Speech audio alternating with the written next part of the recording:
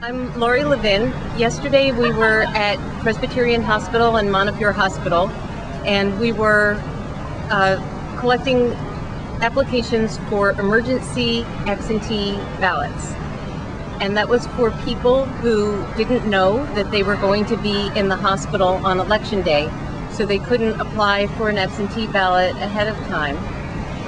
And the way that we did this was we asked nurses and social workers to identify patients who wanted to vote. We didn't approach the patients without being invited. And luckily in the first ward that we went to, there were some social workers who sent email to all the other social workers, and the social workers started calling us, telling us the names and room numbers of patients who wanted to vote.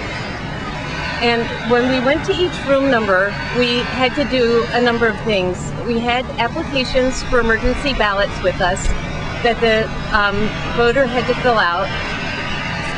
And then we also had to get a signature from a doctor, and we had to make 2 phone calls. One was to election protection to find out the voter's ward and district number, since most people don't know their ward and district number.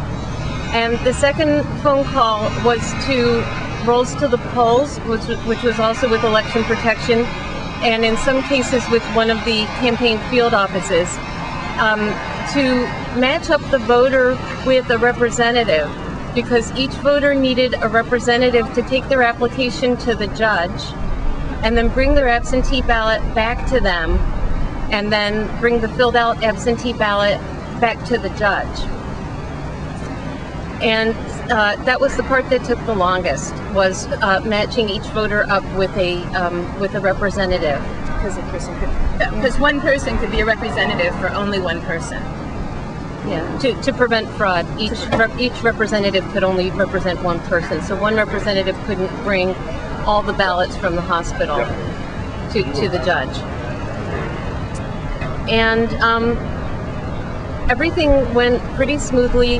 There was one point where they were worried about HIPA, which has to do with patient privacy, and at that point we called election protection, and the election protection attorneys called the UPMC attorneys, and the UPMC attorneys called the UPMC social worker, and the UPMC social worker told the doctors that this was okay according to the attorneys, and then everything was okay after that.